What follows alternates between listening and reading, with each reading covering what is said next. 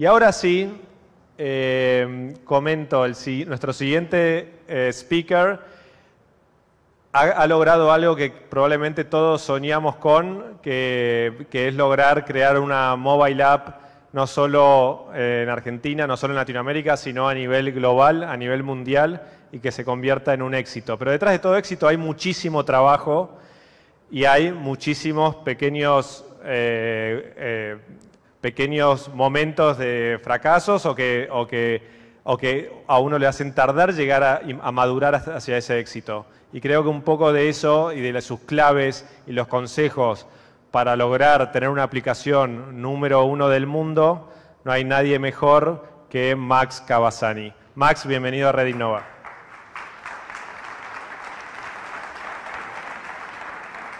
Gracias. De nada, gracias a vos por venir. Te dejo. Bueno, buenas tardes. Yo soy Máximo Cavazzani, CEO y fundador de Ethermax, también conocida como la empresa que creó Preguntados. Bueno, vengo a contarles un poco mi historia y la reflexión que yo tengo acerca de esa historia, no más que eso. Para que tengan unos números en la cabeza, Preguntados hoy es uno de los 10 juegos más jugados del mundo, tiene 20 millones de usuarios activos diarios, quiere decir que 20 millones de personas diferentes lo usan cada día.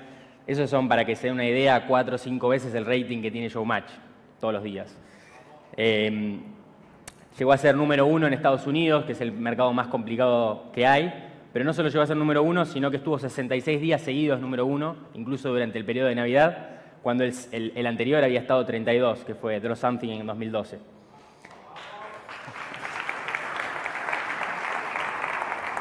Pero bueno, esto no pasó de un día para el otro. Me encantaría contarles que un día me levanté, programé una aplicación y de repente pasó todo esto, pero no es así. Hace unos cuantos años, tenía 21 años, yo estudié ingeniería informática, empecé a comprar y vender acciones, porque era lo que me interesaba, me parecía algo que era divertido, se empezaba a hacer mucho electrónicamente, tiene que ver un poco con lo que yo veía de la charla anterior, digamos, lo que yo veía de cómo estaba cambiando el mundo. Y al mismo tiempo salió el iPhone, salió este primer teléfono que empezó a ser una computadora y no tanto un teléfono como lo teníamos pensado. En ese momento me di cuenta que había una conexión entre esas dos cosas. Empecé a pensar que si nosotros podíamos comprar y vender acciones a través del teléfono y pudiésemos ver esas acciones en el cine, en el baño, en cualquier lado, nos iba a dar una ventaja y que el usuario final le iba a valer un montón. Entonces, casi para desarrollar una herramienta para mí mismo, me puse a programar esta aplicación para iPhone y me costó un montón. Ni siquiera sabía programar en el lenguaje en el que se programa el iPhone. Había días en que estaba 3 días sin programar una línea de código, pero lo pude hacer al final. Y esto lo hice a través de un broker que se llama Ameritrade, que era el que usaba yo, es uno de los brokers más grandes del mundo. Un broker de acciones que es como un banco, para el que no sabe. Y bueno, logré tener un producto muy bueno hasta que ellos de alguna forma lo vieron y se conectaron conmigo y me preguntaron qué quería hacer. Y dije, bueno, yo lo quiero licenciar o tenerlo pago con alguna licencia. Pero la verdad que no sabía qué quería hacer. Y me ofrecieron que lo ofrezca gratis para sus clientes y ellos me iban a dar una comisión por cada transacción. Claro, en ese momento todo el mundo... Hoy les cuento ver acciones del teléfono y cualquiera se da cuenta que es algo lógico, pero en ese momento nadie lo tenía en cuenta. De hecho, ellos me dijeron que si para fin de año, lo lanzamos en septiembre de 2008, si para fin de año tuviésemos 2.000 usuarios, para ellos iba a ser un éxito. Yo les dije que para mí teníamos que tener al menos 10.000 para que sea un éxito. Bueno, a fin de año tuvimos 50.000 y al año hubo 500.000 personas usando esa aplicación. Les estoy hablando de gente comprando y vendiendo a través de la aplicación, con millones y millones de dólares, comprando Apple, comprando Amazon.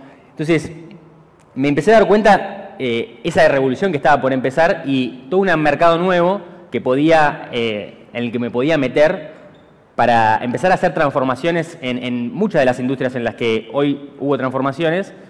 Y empecé a ver cómo podía meterme ahí y me di cuenta una cosa, que por más que yo tenía un arreglo muy bueno con Ameritrade, que era una sola persona, estaba en una posición muy débil.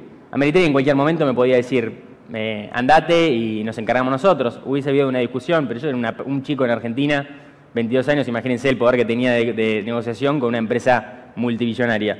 Entonces dije, bueno, voy a fundar una empresa y voy a tratar de darle un servicio a esta empresa y a las que vienen para que en realidad no sientan que yo soy una molestia para ellos, sino es algo, le estoy resolviendo más problemas. Entonces fundé Termax con un chico un socio mío, bueno, el socio fue después, y fundamos Termax tratando de hacer esto.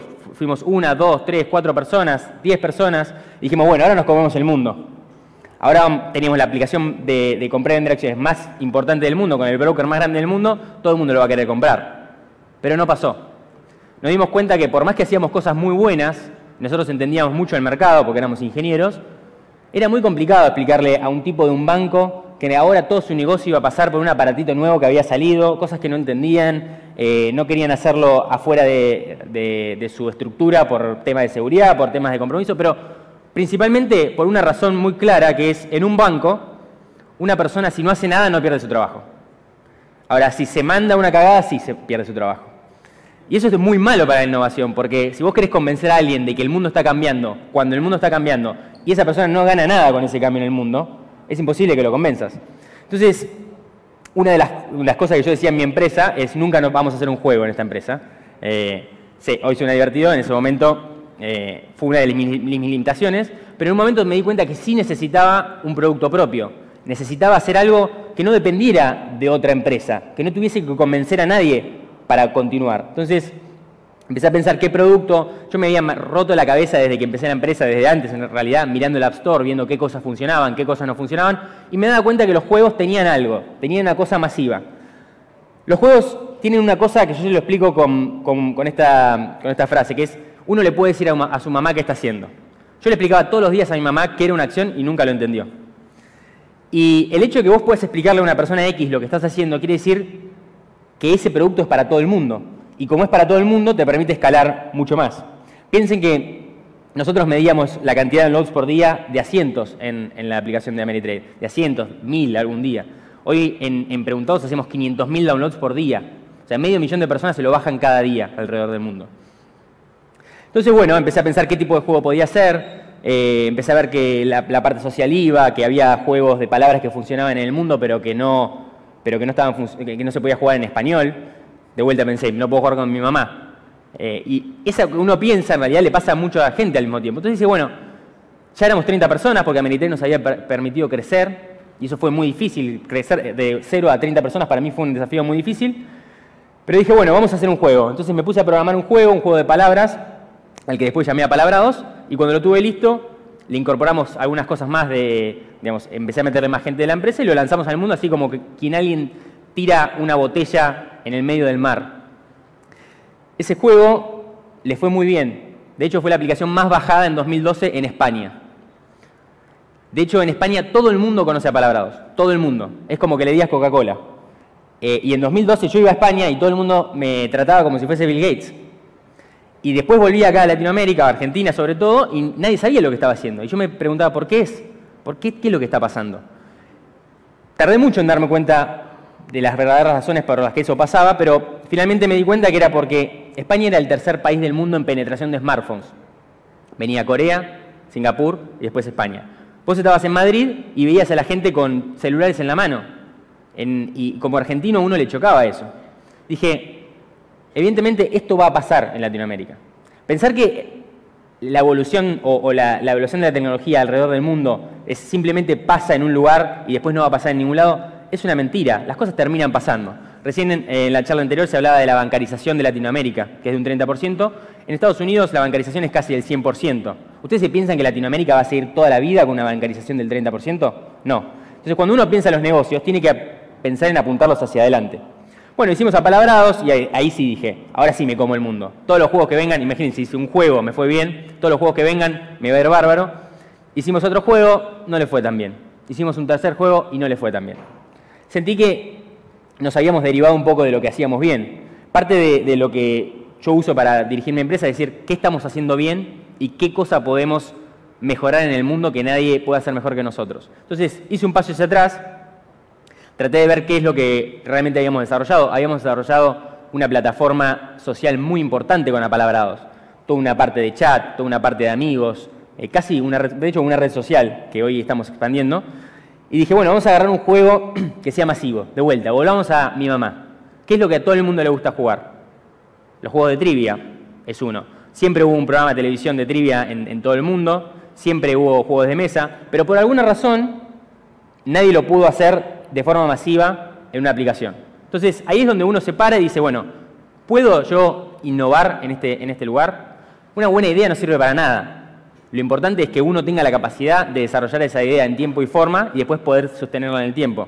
Entonces dije, si no está funcionando es por algo. Si algo que debería funcionar no está funcionando es por algo.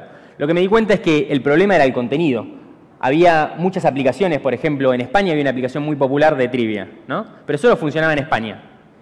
Y cuando le preguntaba a la gente, ¿qué es lo que no te gusta de esta aplicación? Me decían, bueno, las preguntas se repiten, las preguntas se repiten porque se acaban, o no son, digamos, a veces me tocan preguntas buenas y a veces me tocan preguntas malas. Me di cuenta que en realidad la única forma de tener una aplicación global de preguntas y respuestas era teniendo contenido prácticamente infinito, de calidad y encima específico para cada una de las regiones a las que uno está atacando. Eso hacerlo a mano es imposible, es literalmente imposible, o económicamente inviable, que para este caso es lo mismo. Entonces dije, bueno, vamos a tomar otro enfoque y se me ocurrió, bueno, si pudiésemos hacer que todo el mundo nos mandara preguntas y todo el mundo las filtrara de alguna manera, nosotros tendríamos eso. Claro, es fácil decirlo, pero es muy difícil de hacer. Pero empezamos a desarrollar y con la tecnología que teníamos logramos crear esta tecnología que se llama Fábrica de Preguntas, que para que se den una idea, hoy a Preguntados se mandan 1 millón de preguntas por día. O sea, 1 millón de preguntas por día, para que entiendan el tamaño de eso. Muchas son basura, muchas son JJJJ. Por ejemplo, nos llega 30.000 veces repetido cuántos años tiene Justin Bieber. Pero de ese millón, si de alguna forma uno puede sacar a las 1000 mejores, uno tiene una máquina de hacer contenido.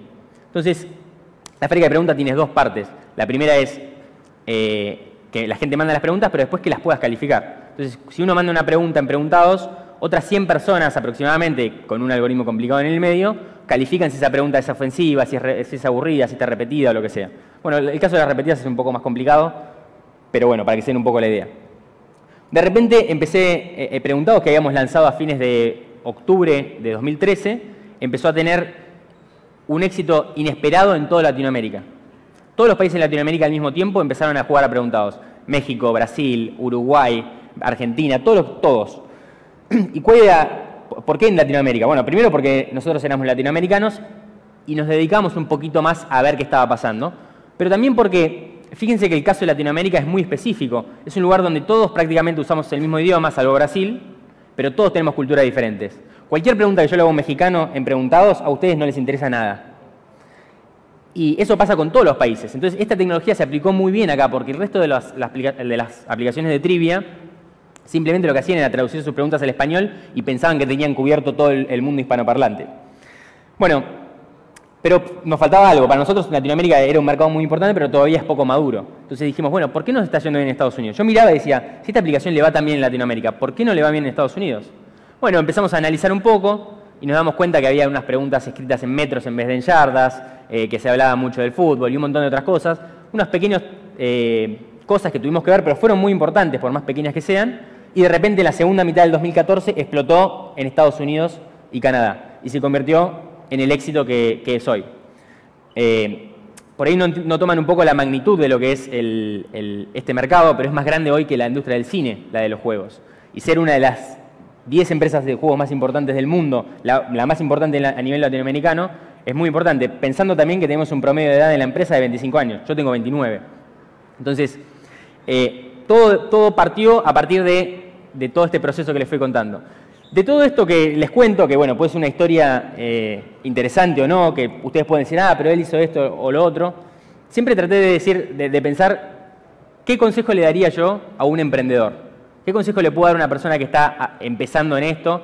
Y siempre escucho cosas como, no, rodeate de gente talentosa.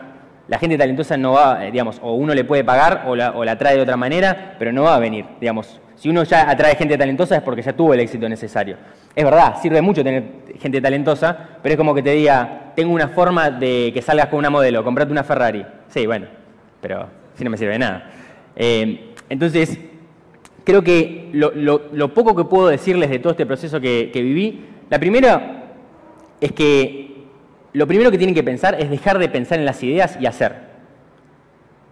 ¿Por qué es muy importante esto? Porque ustedes creen ustedes tienen un modelo de la realidad. Ustedes me refiero a toda la humanidad. Tenemos un modelo de la realidad. Digo, bueno, entonces voy a hacer esto, esto, esto, y todo el mundo me va a comprar esto. Y ese modelo de la realidad es un modelo básico que se aleja un montón, porque cada una de las cosas que ustedes dan por sentada, que ustedes les dan como una posibilidad, en realidad es una probabilidad, y la suma de las probabilidades hace que no funcione. Entonces, al hacer, ustedes se van a dar cuenta en dónde ese modelo está fallando. Entonces, el segundo paso, el más claro y el natural, es fallar. Nadie quiere fallar, y cualquier emprendedor que les diga que lo que ustedes tienen que buscar es fallar, está mal. Ustedes no buscan fallar, tienen que desvivirse por no fallar, por tener éxito, pero inevitablemente les va a pasar. Y ahí es donde viene lo importante. Una vez que ustedes fallan, ustedes tienen que entender por qué están fallando. Pero ¿por qué están fallando de puertas para adentro? No, fallé porque la eligieron a Cristina. No, fallé porque no me dejan comprar dólares. Fallé porque el mercado no estaba preparado. Porque esas cosas son circunstanciales y las circunstancias no sirven a lo largo del tiempo, porque lo que es circunstancia hoy no va a ser circunstancia en el futuro. Entonces, ustedes tienen que decir qué de lo que están haciendo intrínsecamente están haciendo mal. Y eso es algo complicado de hacer. La razón por la que es complicada de hacer es porque uno no quiere hacerlo. Uno no quiere ver por qué uno está fallando. Porque eso requiere, si uno acepta que uno está fallando, si uno acepta que hay cosas adentro de uno como emprendedor que está fallando, necesita llegar a lo que es el tercer paso y el más complicado de todos, que es cambiar. A nadie le gusta cambiar. Esa es una realidad. Si somos tímidos, a nadie le gusta tener que levantarse y decirle a otra persona que deje de boludear, por ejemplo. Si somos desordenados, a nadie le gusta aprender a usar una agenda.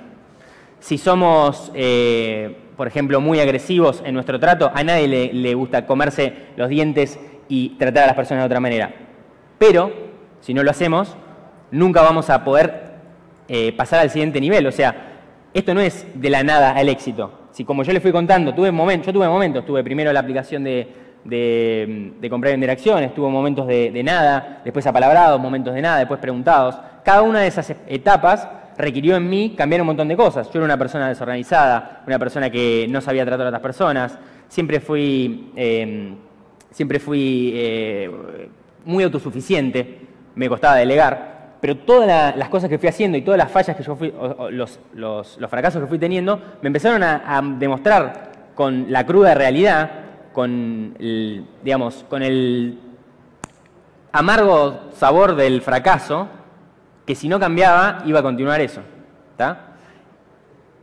Parece raro, pero es así. Si uno no se pone con el fracaso, si uno no tiene algo que lo motive a dejar de sufrir de alguna manera, nunca va a cambiar, porque el cambiar también es un sufrimiento. Entonces, si no hay otra razón, no lo va a hacer. O sea, ¿quién iría al gimnasio si no tuviese ningún efecto, por ejemplo? Nadie. O sea, nosotros hacemos las cosas para algo. Entonces, el proceso es muy simple. Es dejar de tener ideas, dejar de imaginarse las cosas, hacer, fallar y cambiar. Y cuando en el medio es reflexionar honestamente, dejar de ver las cosas como me gustaría que fueran y empezar a ver las cosas como son. No, piénsenlo. Ustedes, yo sé que estoy hablando y ustedes están pensando en sus propias fallas, pero es muy importante que ustedes sean honestos con esas fallas, que entiendan realmente lo que está pasando. Bueno, me dieron 20 minutos, ya me queda poco, pero un poco para redondear, la idea que les quiero dejar es que ser emprendedor es lo peor que hay.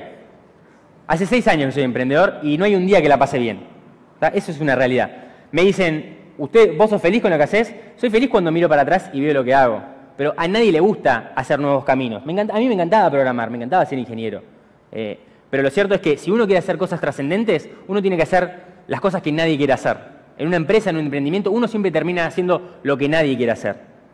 Y todo lo bueno nunca caemos y todo lo malo siempre caemos. Eso es así. Entonces, no les digo esto para desalentarlos.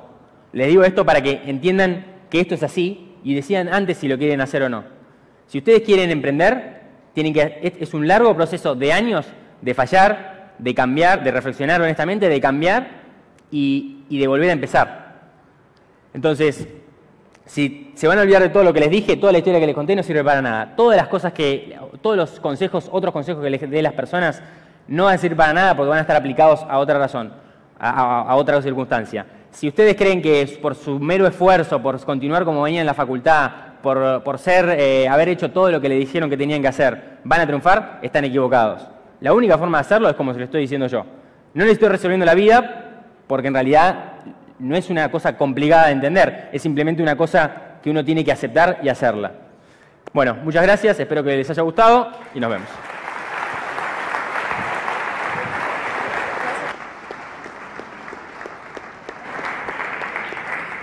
¿Alguien quiere hacer una pregunta? Pensé que era sin preguntas. Muchas gracias. La pregunta es, ¿cómo monetiza Preguntados y si hoy está siendo rentable o no la aplicación? La aplicación es muy rentable y monetiza de dos maneras. Una es a través de la publicidad, que es el 60% del revenue, y la otra parte es a través de los in-app purchase, que son monedas, vidas, versión sin publicidad y todo ese tipo de cosas. O sea, es 60-40 más o menos. Eso varía mucho dependiendo de la aplicación y dependiendo cómo uno pensó la economía antes. En Apalabrados, por ejemplo, es 90% publicidad y 10% in-app purchases porque lo pusimos después de que salimos.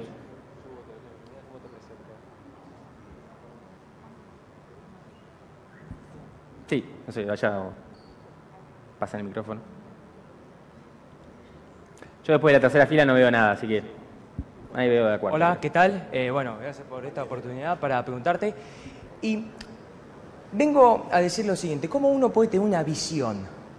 O sea, es importante decir, bueno, yo me proyectaba y decir, bueno, yo quiero en 10 años, en 5 años, porque es verdad, es un proceso esto de emprender. Entonces, te pregunto a vos, ¿cómo te pensás en los próximos años? ¿Qué cosas tenés? O sea, ¿cómo te programás las cosas? ¿Cómo es? Sí, bueno, hay dos tipos de visión, así que voy a responder a las dos tipos de visión que son para mí. Una es la visión del mundo y otra es la visión de lo que quiero ser, ¿no? No sé cuál de las dos te querés referir. ¿A la que querés ser? A la que querés ser. Sí. Bueno, eso depende de tu ambición y de lo que vos quieras para tu vida. Si a vos te sirve, por ejemplo, no sé, te sirve una cantidad de plata para vivir el resto de tu vida y no te importa nada más porque querés, por ejemplo, no estar como un boludo 10 horas por día en una empresa como yo, tenés una visión y la otra es otra. También depende mucho de dónde estás parado y de lo que vos creés que vas a poder alcanzar. No es lo mismo mi visión cuando yo tenía 21 años, que decía, bueno, estoy ganando un montón de plata, estoy solo, que la visión que tengo hoy. Hoy, por ejemplo, mi visión es mucho más ambiciosa, simplemente porque creo que lo puedo hacer. O sea, porque creo que estoy parado para hacerlo. El otro aspecto de la visión también que es importante es, para uno crear una visión de sí mismo, necesita una visión de su entorno, una visión de la industria. La visión de la industria se crea... Miren, cuando yo estudiaba ingeniería informática, estudié una materia que se llama inteligencia artificial, que básicamente es una forma de computación en donde el sistema no sabe nada, no tiene nada programado, y lo único que hago es mostrarle patrones de un lado y decirle si están bien o están mal. Por ejemplo, un patrón puede ser reconocer una A. Reconocer en una imagen una A. Ahora, una A puede ser dibujada de muchas maneras, ¿no?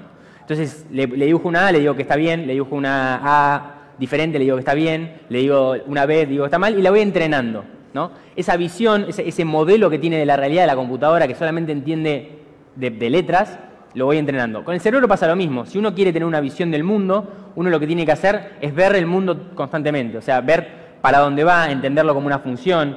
O sea, por ejemplo, si yo tengo una visión lineal del mundo, creo que siempre va a ser igual, siempre voy a caer en, pero yo había preparado todo para esta Argentina y en la Argentina del 2018 no me sirve.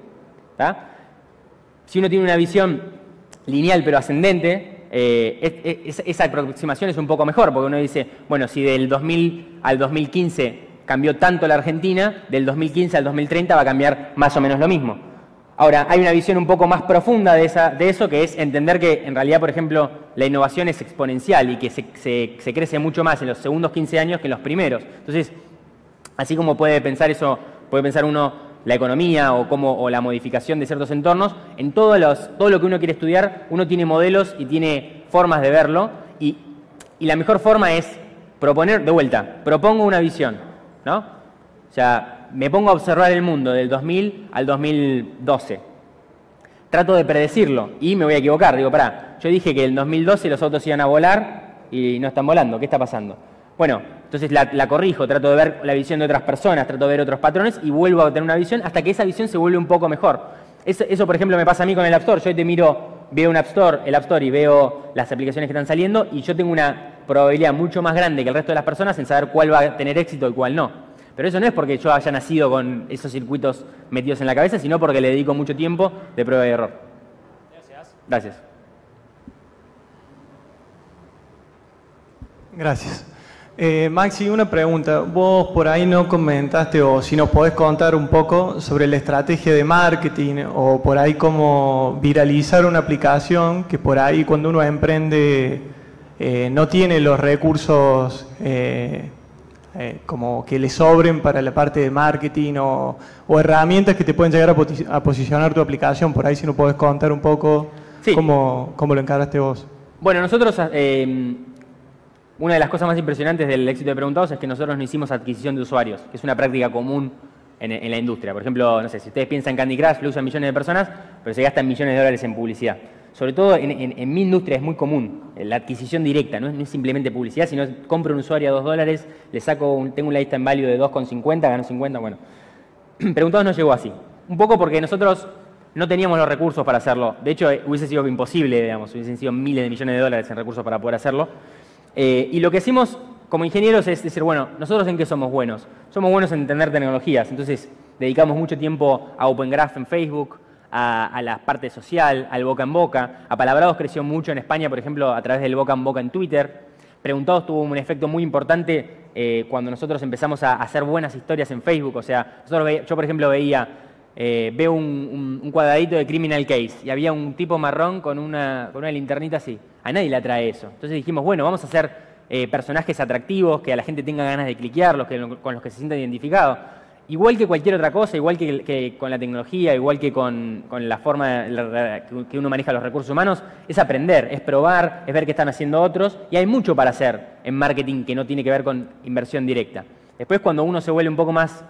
tiene un poco más de peso en el mercado, tiene más recursos, uno puede empezar a complementarlo con lo otro. Pero es muy importante, sobre todo en este mundo de redes sociales, que uno entienda cómo se propaga un éxito. De todas maneras, yo siempre le digo, primero esta es una industria en donde el mejor gana todo. ¿Tá? El Preguntados, que es un 80% peor, no gana nada y Preguntados gana todo. Eso es una realidad, con lo cual uno tiene que preocuparse por tener el mejor producto. Eso es muy difícil de hacer. O sea, lleva tiempo y tiene que ver con todo lo que veníamos hablando antes. Una vez que uno tiene el mejor producto, el marketing es fácil porque yo estoy vendiendo el mejor producto, ¿no? Si yo tengo que vender un BMW o un Lada hecho en Rusia, no es lo mismo, ¿no? Yo le puedo poner la misma cantidad de horas de marketing, de plata, lo que sea, pero no es lo mismo. Entonces, si bien hay técnicas, es muy importante uno concentrarse en tener un producto que sea mejor que todo el resto, aunque sea en algo. Uno puede tener un paso intermedio y decir, bueno, voy a tratar de copiar un BMW. Si yo tengo una empresa de autos, pretender que mi primer auto sea mejor que un BMW es complicado. Bueno, trato por lo menos primero de tener algo parecido y después voy a tratar de superarlo. Pero hasta que yo no tenga un auto mejor que un BMW, no lo voy a poder hacer competir. Entonces, es muy importante el producto y es muy importante la parte de redes sociales. Desapareció.